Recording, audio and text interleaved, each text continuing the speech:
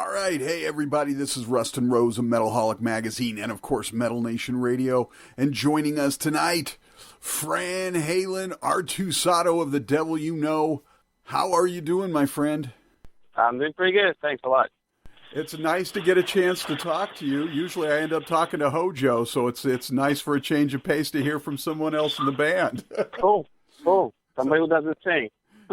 Congrats on the new custom Ibanez. Thank you, appreciate it. Yeah, it's a beautiful guitar. So let's talk Make America Metal Again. What a great name for the tour. I love the pseudo-Trump poster. Yeah, it was actually our manager's idea. He's got good ideas. He's the guy who had the idea of the Eye of the Tiger cover and the Eye of the Tiger shirt. So far, all these ideas are really, really good, and they really work. Most of the time is in between sarcastic and straight up funny.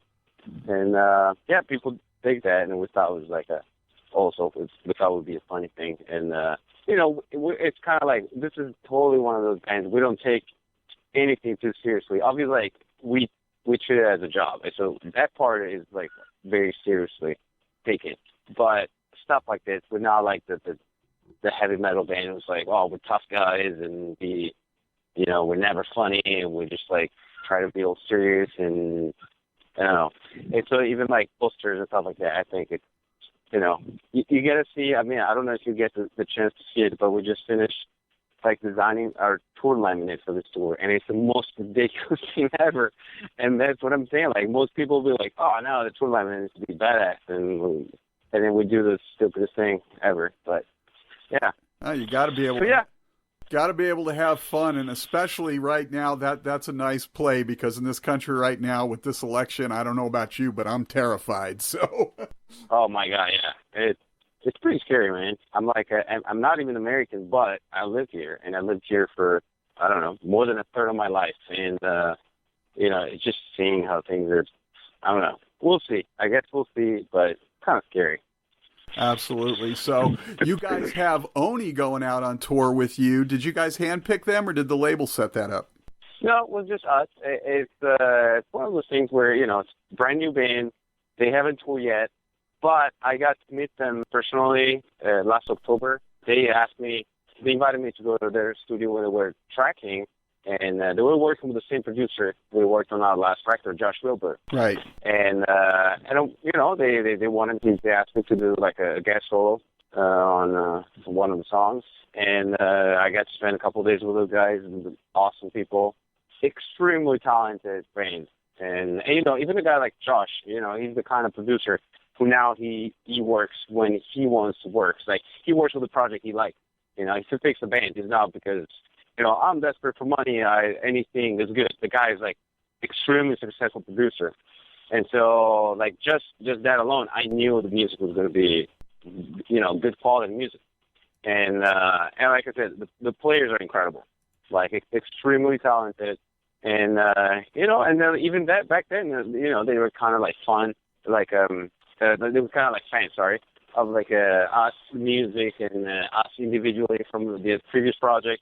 So we started talking, it'd be really cool at some point to tour. And, some bands, usually they try to go, they go on tour with another band that is known. Or for us, we're just let's just take a band that we think is talented. And, it doesn't matter if it's their first tour and they were ready.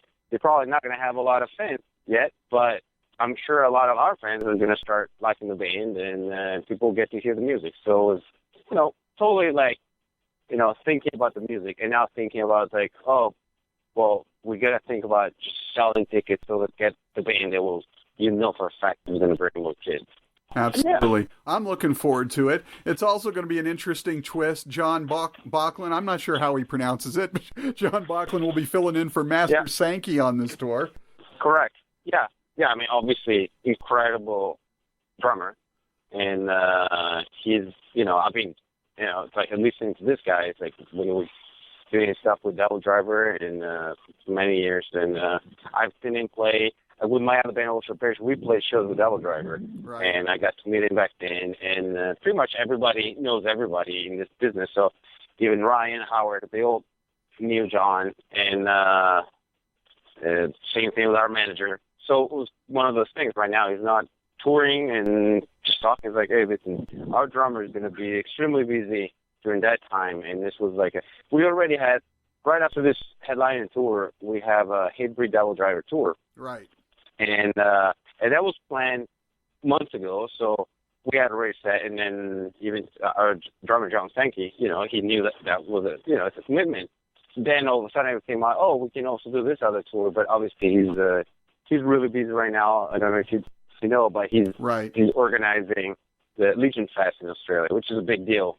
I spent a lot of time with the guy. I know how much work needs to be done, and he has to go back now to Australia to deal with a bunch of stuff, and it sounds like it's really going to be a successful festival for next year, which is awesome. Right. And yeah, so let's get a drummer just to play those shows, and we're lucky that we got somebody who's like incredible. Absolutely. Very talented.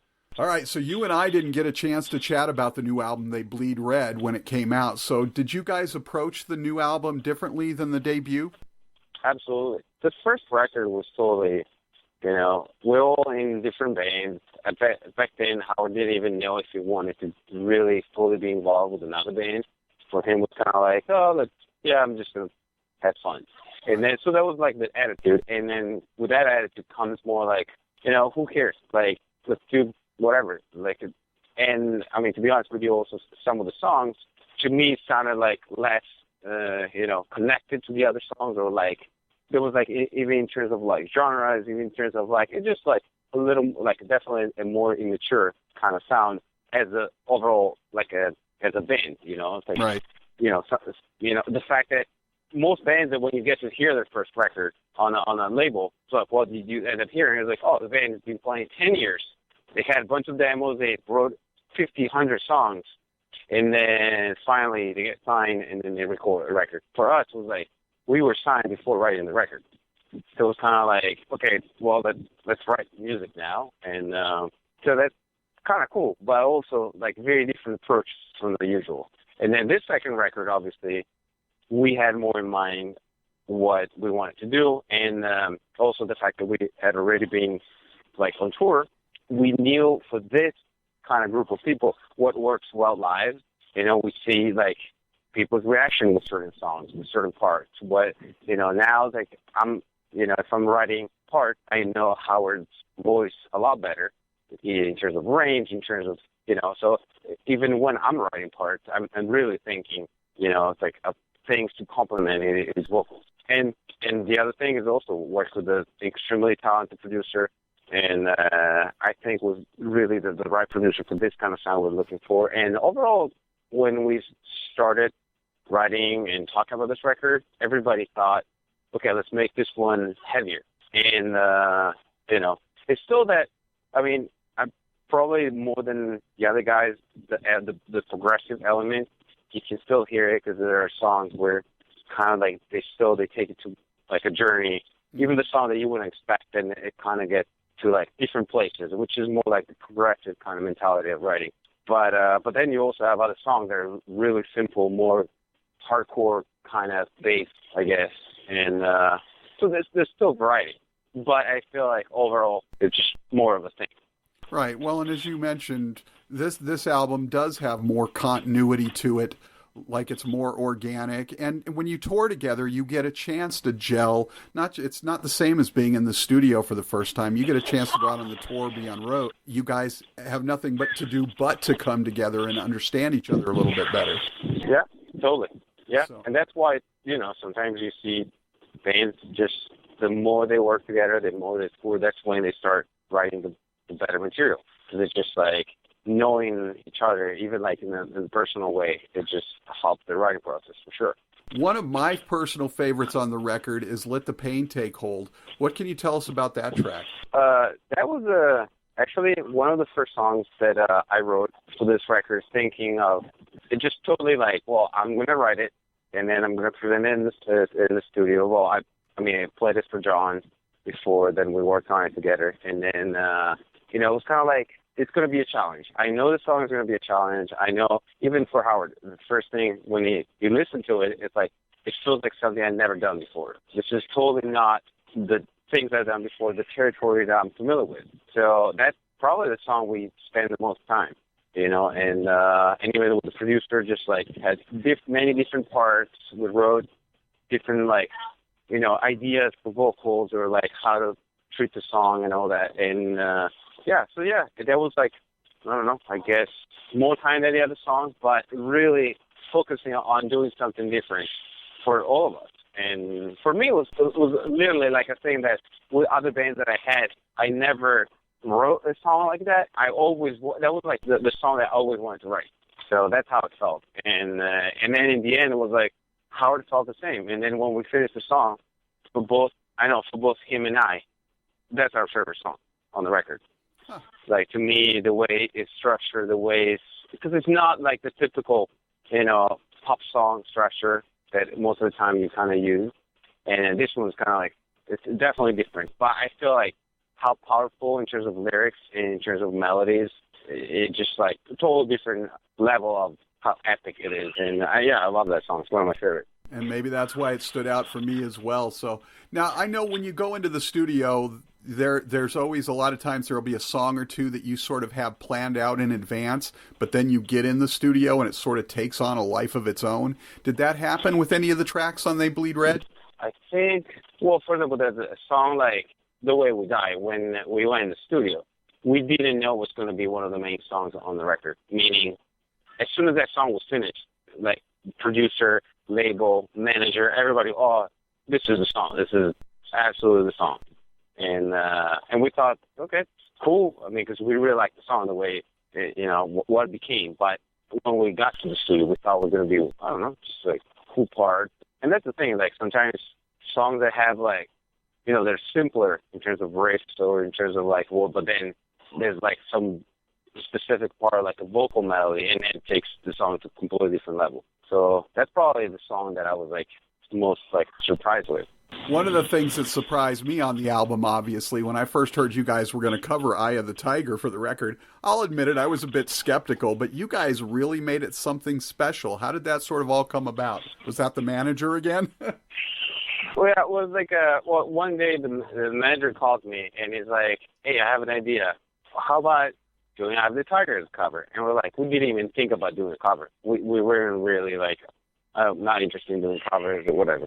Yeah, and then I guess, like, I don't know, just for fun, I put together, like, a demo, and I worked on this thing, and, you know, I recorded it, sent it to him, sent it to the guys, and everybody was kind of like, wow, this could be interesting. And then we left it there, kind of like, oh, I guess we'll see. And we didn't even talk about it with our producer.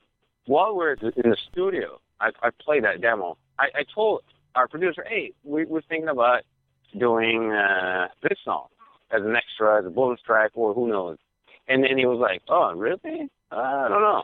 And then it's like, oh, let me play it for you. And seriously, it's like he heard it. And at the end, it was like, oh, my God, this is amazing. We absolutely need to do this. And so everybody, even Howard, is like, I don't want to do another song singing about tigers and all that. And I don't want to do another cover that's probably going to get, you know, people are going to start asking for us to play that song live. And like, but then in the end, everybody was like, dude, we got to do it. And even him, like, after he got done, he was like, yeah, this is actually pretty cool.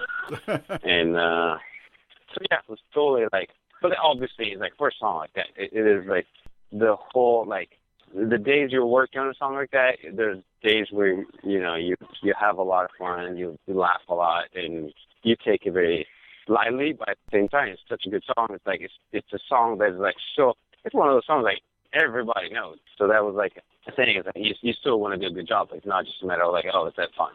Yeah. Well, and you made it a whole new thing. So I know Oni is involved in the You Rock Foundation to help educate and spread awareness about depression. Yeah.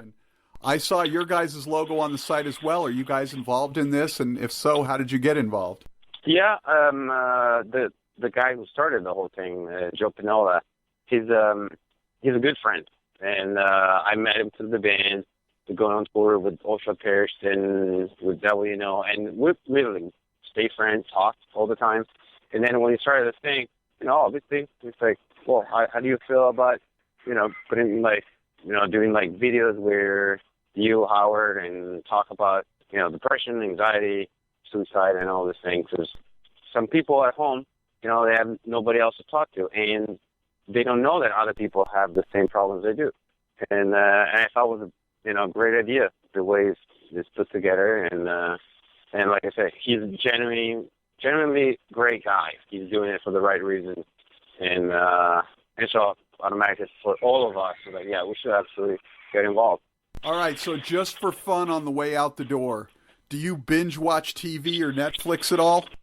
Yeah, I'm not crazy, and especially recently, I don't watch a lot of TV or Netflix and all that. But I mean, on tour, that stuff saves you. That's the stuff that you do a lot. When I'm at home, it's not really, But yeah, I mean, fun stuff to do. Like right now, it's the cool thing with Netflix. They sometimes they put a whole season. I put a whole season. Now I started watching the second season of Daredevil, which is pretty cool. But yeah, so to do it especially on tour. I just literally finished watching the second season of Daredevil. Really? I think you'll be quite pleased. Awesome. Francesco Artusato. Hopefully I didn't butcher that too bad. Thank you so much for taking... It's perfect. Thank you so much for taking some time to chat with us, and we will see you out there on that wonderful tour you got coming up. Awesome, man. Awesome. Thanks a lot. Take Talk care. to you soon.